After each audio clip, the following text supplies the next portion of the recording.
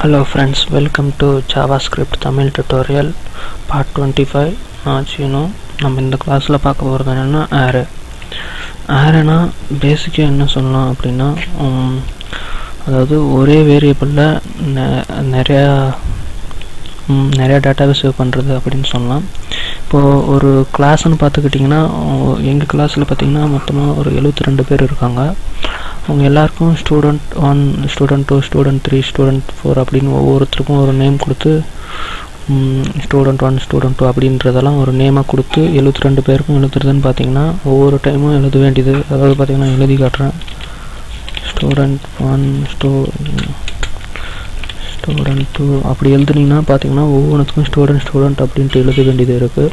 அந்த மாதிரி எழுதுனீங்கன்னா ஒரு கிளாஸ்க்கு 72 பேர்னா ஒவ்வொரு கிளாஸ் மொத்த காலேஜ் அப்படி போகும்போது நிறைய பேர் வருவாங்க. நிறைய எழுத வேண்டியது இருக்கும். நிறைய டேட்டா மெமரி சைஸ் இன்க்ரீஸ் ஆகும்.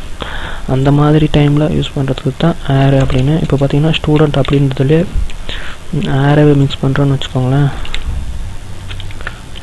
75 இப்போ இந்த ஸ்டூடண்ட் 75 அப்படின்றது பார்த்தீங்கன்னா arrayவோட மிக்ஸ் பண்ணியிருக்கோம். அதாவது இந்த bracket போட்டு 75 அப்படின்னா இப்போ இது ஒரு array ஸ்டூடண்ட் array அப்படின்னு. இப்போ இந்த ஸ்டூடண்ட் அப்படின்ற ஒரே நேம்ல ஸ்டூடண்ட் 1 அப்படி ஸ்டூடண்ட் 2 அப்படின்ற மாதிரி மொத்தம் 75 பேரும் ஒரே ஒரு ஸ்டூடண்ட் அப்படின்ற ஒரே ஒரு நேம்ல சேவ் பண்ணிக்கலாம். அதான் இந்த arrayவோட ஒரு அட்வான்டேஜ் அப்படின்னு சொல்லலாம். இப்போ நான் அது ஒரு எக்ஸாம்பிள் மாதிரி எழுதி காட்டுறேன் பாருங்க. நான் ஒரு வேரியபிள் கிரியேட் பண்றேன். எங்க பசங்களை பத்தி, அதாவது என் ஃப்ரெண்ட்ஸ் பத்தி. வேரியபிள் ஃப்ரெண்ட் அப்படின்னு போடுறேன். ஃப்ரெண்ட்ஸ் அப்படின்னு போடுறேன். அதுக்கு பார்த்தீங்கன்னா அதாவது எந்த ஒரு புதுசாக ஒரு நம்ம ஃபங்க்ஷன் கிரியேட் பண்ணணும்னாலும் நியூ, அதாவது அதுக்கான மெமரி ஒதுக்கணும்ல, அதை நான் சொல்லியிருக்கேன் இருக்கிறத. இப்போ array நான் எடுத்துட்டேன். அதுக்குள்ளார எவ்வளோ, இப்போ இந்த arrayக்குள்ளார நம்ம எவ்வளோ வேணாலும் எழுதிக்கலாம். ஒவ்வொன்றுத்துக்கும் தனித்தனியாக எழுதிட்டு கிடக்க தேவையில்லை. சீனோ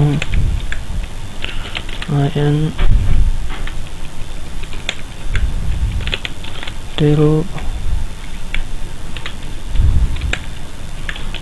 அருண் இன்னும் எழுதி போயிட்டே இருக்கலாம்.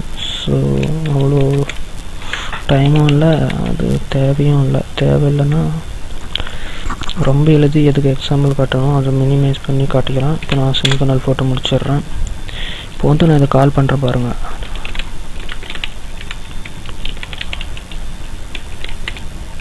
இப்போ பார்த்தோன்னா ஃப்ரெண்ட்ஸ் அப்படின்றத நான் கால் பண்ணுறேன்.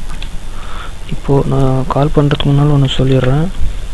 இப்போ பார்த்தீங்கன்னா நம்ம இப்போ இந்த நேம் சீனு எங்கே இருக்குது அப்படின்னு கேட்டிங்கன்னா, ஃபர்ஸ்ட்டு சீனு இருக்குது, 4th அருண் இருக்குது, 3rd திரு இருக்குது அப்படின்னு சொல்லுவீங்க. ஆனால் நாம் தான் எந்த ஒரு எழுத்தாக இருந்தாலும் சரி எதாக இருந்தாலும் ஃபர்ஸ்ட்ல இருந்து ஸ்டார்ட் பண்ணுறோம். ஆனால் கம்ப்யூட்டரை பொறுத்த வரைக்கும் எதுவாக இருந்தாலும் முதல்ல 0, அப்புறம் 1, 2, 3 அப்படி தான் ஸ்டார்ட் ஆகும். இப்போ நான் சீனு கால் பண்ணணும்னு நினச்சேன்னா 1 போட்டால் வராது, 0 போட்டால் தான் வரும். என்ன நான் செஞ்சு காட்டுறேன் பாருங்கள்.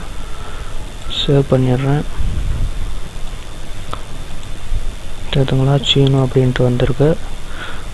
இங்கே 0 போட்டு சீனுன்னு வந்திருக்கு. இதுவே நான் சீனு ஃபர்ஸ்ட்டில் தானே இருக்குது அப்படின்ட்டு நம்ம 1 போட்டுறோன்னு வச்சுக்கோங்களேன். அப்போ என்ன வருது பாருங்கள். செகண்டில் இருக்கிற அயன் அப்படின்ற ஒரு நேம் வருது. இது எக்ஸ்ட்ரா அப்படின்றது வேணும்னா பாருங்கள், 0 1 2 3 4 4th வருது தான் எக்ஸ்ட்ரா அப்படின்றது. கம்ப்யூட்டரை பொறுத்த வரைக்கும் அப்படி தான் கன்சிடர் பண்ணிக்கும். ஸோ நாம்ளும் அந்த மாதிரி தான் எழுதி ஆகணும். இந்த மாதிரி இப்போ பார்த்தீங்கன்னா இந்த ஃப்ரெண்ட்ஸ் அப்படின்றது ஒரே எழுத்து தான். ஆனால் நம்ம கால் பண்ணுறது பார்த்தோன்னா அந்த வெறும் நம்பரை மட்டும் மாற்றி எத்தனாவது இந்த arrayவில் எத்தனாவது நேம் வேணாலும் கால் பண்ணிக்கலாம். arrayவே நம்ம மேக்ஸிமம் இந்த வழியில் யூஸ் பண்ண மாட்டோம்.